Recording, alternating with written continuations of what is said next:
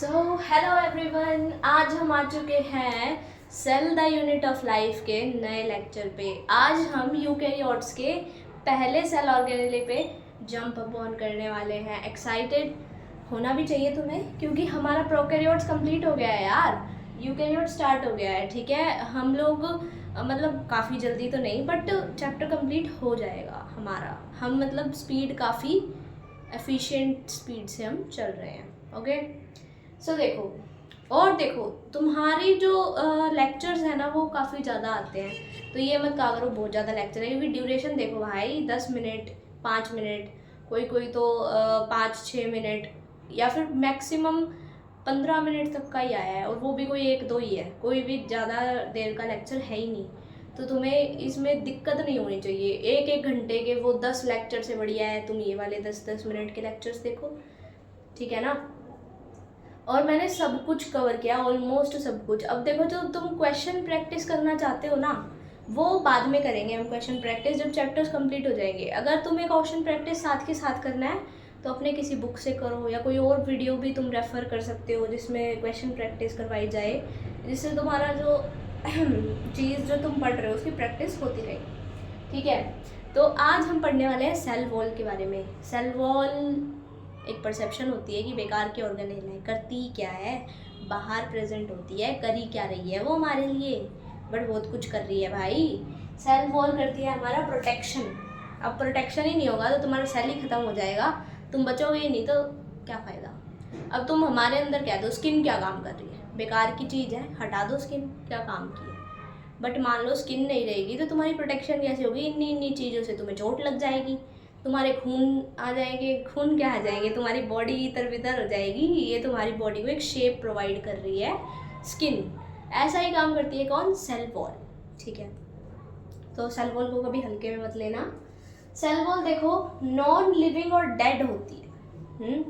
यानी कि ये एक लिविंग किसे हम कहते हैं, लिविंग उन्हें कहते हैं जिनमें लाइक एपिथेलियल जो टिश्यूज़ है, या फिर कह लो तुम 3 टाइप के हम एक टिश्यूज़ पढ़ते हैं ना प्लांट्स के अंदर, देखे तो जो स्क्लेरन काइमेटस टिश्यूज़ होते हैं वो डेड होते हैं। ठीक है, और ह्यूमंस में भी कुछ टिश्यूज़ जो होते हैं वो डेड होते हैं। तो वो मतलब डिपेंड करता है, ऐसा नहीं है हमारी जो लेयर्स हैं वो सारी ही डेड है, नहीं। हमारे इसके अंदर मसल लेयर भी आती है, नर्वस लेयर्स भी आती है, वो लिविंग है। हमारी स्किन जैसे है, हमारी तो स्किन भी लिविंग है, बट सेल वॉल जो होती है प्लांट्स में होती है सेल वॉल, एनिमल्स में नहीं होती है सेल वॉल। तो सेल वॉल जो है वो क्या है, डेड होती है। हमारी स्किन भी डेड होती है कब, जब तुम्हारे नेल्स के साइड में वो स्किन जम जाती है और तुम उतारते हो उसे, फाड़ते हो दांतों से या किसी भी चीज़ से, हाथों से, जब वो जो निकलती है स्किन वो होती है डेड स्किन। ठीक है, सो ये नॉन लिविंग है, डेड है और रिजिड है। रिजिड है जब भी तो ये प्रोटेक्शन प्रोवाइड कर रही है, अगर ये थोड़ी छुई मुई सी होती तो ये क्या प्रोटेक्शन दे देती तुम्हें, ये गिर जाती टूट के। अब इसकी अकरेंस क्या है, कहाँ कहाँ ये मिलती है, जो सेल वॉल है ये है, एनिमल्स में तो नहीं मिलती, ये तो हमें पता है, ये तो तुम रट्टा मार रहे हो कि एनिमल्स में तो नहीं मिलती।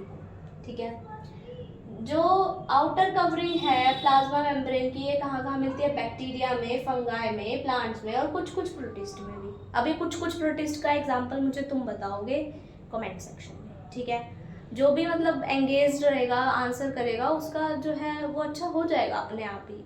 ठीक है, ये मैंने क्यों पूछ लिया, क्योंकि ये हम पढ़ चुके हैं किसमें, बायोलॉजिकल क्लासिफिकेशन में। तो प्रोटिस्ट हमने सारे पढ़े थे, वो थे ना protist, dinoflagellates, euglenoids and that diatoms, desmids, ये सब पढ़े थे ना। इनमें से तुम बताओ किसमें थी सेल वॉल। केमिकल कॉम्पोजिशन देखो, बैक्टीरिया के अंदर किससे बनती है, पेप्टिडोग्लाइकेन से। पेप्टिडो यानी कि प्रोटीन, पेप्टाइड से समझ जाओ प्रोटीन, और ग्लाइकन यानी कि ग्लाइकोजन। ठीक है, फंगाई काइटिन से। काइटिन क्या है, एक नैग का पॉलीमर है, नैग भी हम पढ़ चुके हैं क्या होता है, एन एसिटाइल ग्लूकोसामाइन, जो कि प्रोटीन सॉरी अमाइनो एसिड और उससे बनता है, हमने पढ़ा है ये ग्लाइकोजन से। ठीक है, और पॉलीसैकराइड, पॉलीसैकराइड क्या होता है, शुगर। कितने sugar, more than 10। ओलिगोसैकराइड 2 to 10 sugar units, और मोनोसैकराइड सिंगल शुगर यूनिट। ये मैं तुम्हें पहले ही पढ़ा चुकी हूँ, हमने बायोमोलिक्यूल अभी नहीं पढ़ा है, इसलिए मैं तुम्हें बार बार रिपीट करती हूँ कि what is monosaccharide, oligosaccharide and polysaccharide. तो पॉलीसैकेराइड का मतलब समझ जाओ 10 से ज़्यादा शुगर के यूनिट कंबाइंड है, ठीक है। एल्गा, एल्गा में क्या होता है, cellulose, galactans, mannans, minerals like calcium carbonate. अब ज़्यादातर हमें क्या याद रहता है, सेलुलोज। सेलुलोज बट पेपर में आजकल नहीं पूछा जाता, पेपर को थोड़ा ट्रिकी बनाया जाता है।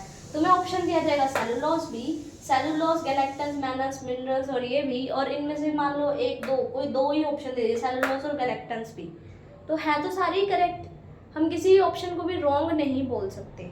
लेकिन तुम्हें क्या चुनना होता है, अगर एमसीक्यू टाइप क्वेश्चन आए तो मोर करेक्ट। हमें करेक्ट नहीं चुनना, हमें मोर करेक्ट चुनना है। सबसे ज़्यादा जो करेक्ट हमारा आंसर होगा वही जो है पेपर वालों के लिए, एग्जामिनर्स के लिए करेक्ट आंसर होगा, ठीक है। हमें करेक्ट नहीं चुनना, हमें मोर करेक्ट चुनना है। प्लांट्स में किस चीज़ से बनता है, सेलुलोज, हेमीसेलुलोज, पेक्टिन और प्रोटीन।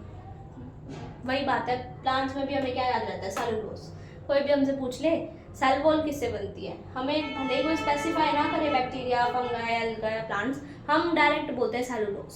हमारे मुंह पे जमा हुआ है क्योंकि हमने 9th 10th 11th तो है ही, तो 9th और 10th में हमने पढ़ा है ज़्यादातर कि भाई cell wall cellulose, cell wall cellulose, हमें ये रटवाया जाता है, रटवा दिया जाता है मतलब अच्छे से। तो कुछ कर भी नहीं सकते हम उस टाइम, समझ भी नहीं सकते क्योंकि ये हमारे आउट ऑफ द स्कोप हो जाती है ये चीज़ें। बट अब ये तुम्हारे सिलेबस में है तो तुम्हें ये आना चाहिए, ठीक है। ये नहीं है कि तुम बच्चों की तरह जवाब दे रहे हो कि किसी ने बोला कि सेल वॉल किससे बनती है, तुम कह रहे हो सेलुलोज। नो, पहले पूछो, स्पेसिफाई करवाओ किसकी सेल वॉल, फंगाई की सेल वॉल, एनिमल प्लांट्स की सेल वॉल, या फिर एल्गा की सेल वॉल, या बैक्टीरिया की सेल वॉल, ठीक है। और फिर भी अगर कोई कहे प्लांट्स की सेल वॉल किससे बनती है, तो तुम ये नहीं कहोगे cellulose, cellulose, hemicellulose, pectins, proteins, ठीक है। प्रोटीन्स इतना ज़रूरी नहीं है बट तुम्हें ये 3 तो पता ही होने चाहिए, ठीक है। अब आते हैं फंक्शंस क्या है सेल वॉल के। फंक्शंस होते हैं प्रोवाइड शेप, ये हम कई बार डिस्कस कर चुके हैं, प्रोकैरियोट्स पढ़ा था जब भी डिस्कस किया था कि सेल वॉल शेप देती है। Protect from mechanical damage, obvious सी बात है, प्रोटेक्शन करेगी, रिजिड है क्योंकि, और आउटर लेयर है तो आउटर लेयर्स का काम ही होता है कि वो प्रोटेक्शन करेंगे, okay. Barrier to entry of undesirable macromolecules. अब अनडिजायरेबल मैक्रोमोलिक्यूल्स क्या होते हैं, मैक्रोमोलिक्यूल्स का मतलब होता है कि कोई भी मॉलिक्यूल जो कि हमारे बॉडी में एंटर करता है, तो होता क्या है, सेल वॉल जो है उसमें प्रोटेक्ट करती है जो हमें नहीं चाहिए। अब ऐसी तो बात है नहीं, एनवायरनमेंट में जो भी कुछ हमारे अंदर एंटर कर रहा है वो अच्छी ही चीज़ें हैं, बुरी चीज़ें भी होती हैं, और आजकल तो बुरी ही चीज़ें हैं ज़्यादातर, ठीक है।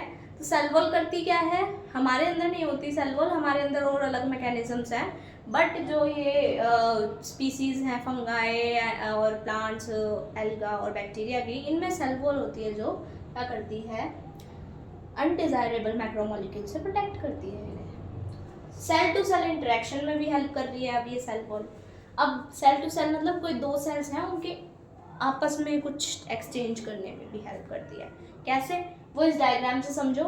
इस डायग्राम को देखेंगे आज हम सिर्फ, और इसके बारे में जो इसमें हम पार्ट्स लेबल करेंगे वो ध्यान से सुनना, क्योंकि उन पार्ट्स को हम कल डिटेल्ड में पढ़ने वाले हैं, काफ़ी डिटेल में, ओके।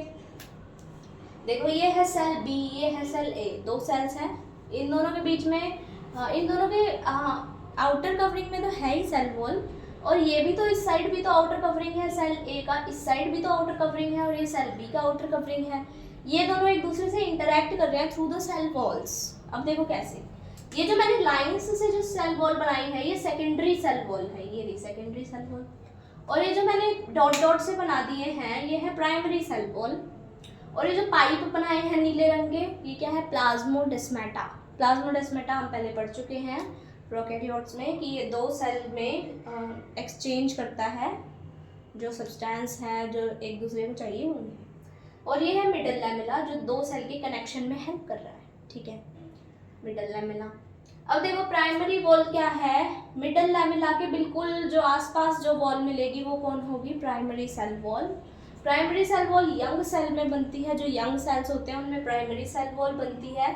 ये ग्रोथ की कैपेबल होती है, ग्रोथ की कैपेबल है यानी यहाँ क्या प्रेजेंट है, मेरिस्टेमेटिक सेल। कहीं भी तुम्हें ये आ जाए ना प्लांट में कि ग्रोथ अभी हो रही है, उसकी अनलिमिटेड ग्रोथ है या ग्रोथ सेल्स प्रेजेंट है या ऐसा कुछ भी, तो समझ जाओ वहाँ पर मेरिस्टेमेटिक सेल्स प्रेजेंट है, क्योंकि meristematic are the only cells which are dividing cells in plants. Okay, flexible है और यहाँ पर ज़्यादा पैक्टिन प्रेजेंट है।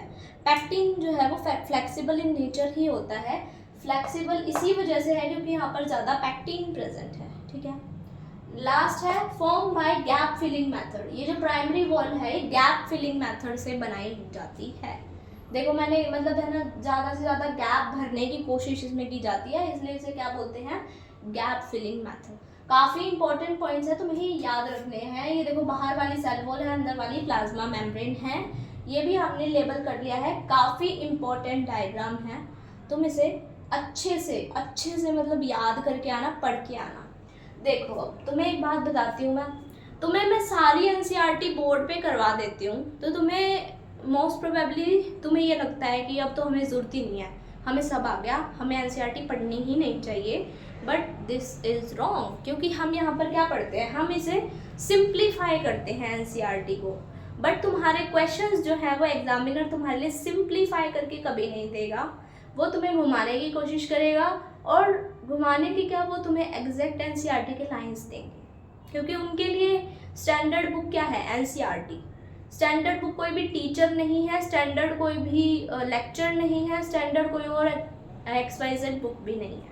स्टैंडर्ड क्या है, चाहे वो CBSE हो, चाहे वो अदर एग्जामिनेशंस हो, सबके लिए स्टैंडर्ड होता है एनसीईआरटी। सो एनसीईआरटी से स्टिक रहो, क्योंकि मैंने काफ़ी देखा है, हर एग्ज़ाम में ही देखा है, जो भी मैंने एक्सपीरियंस किए या फिर कोई और XYZ एग्ज़ाम्स भी देखे, तो एनसीईआरटी के डायरेक्ट लाइन दिए जाते हैं और गलत हो जाता है बच्चों का। क्यों? क्योंकि वो सिर्फ है ना, या तो मॉड्यूल्स कर रहे होते हैं XYZ किसी भी कोचिंग के, या फिर वो लोग कर रहे होते हैं, कोई लेक्चर्स कर रहे होते हैं, कोई नोट्स कर रहे होते हैं, तो उन्हें सिर्फ सिंप्लीफाइड आदत होती है कि भाई हाँ हमें परोस के दे दो सब कुछ, तब हम कर लेंगे।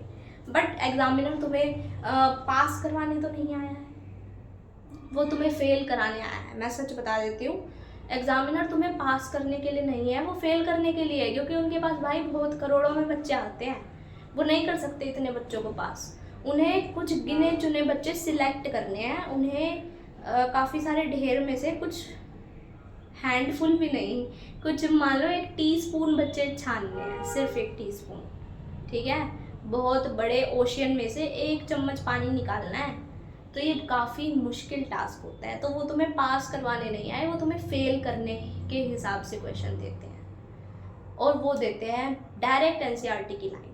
ठीक है, तो तुम एनसीईआरटी को घोल के पी जाओ, या कुछ भी XYZ जो भी तुम बोलो, घोल के पीना is not a good word, ये रट्टाफिकेशन टाइप्स का वर्ड हो जाता है। तुम समझो ना, एनसीईआरटी बहुत ब्यूटीफुल बुक है, तुम मुझे समझ के देखो, एक एक लाइन में जो डीप मीनिंग्स उसके छुपे होते हैं ना, तुम्हें खुद को अच्छा लगेगा तुम पढ़ोगे तो।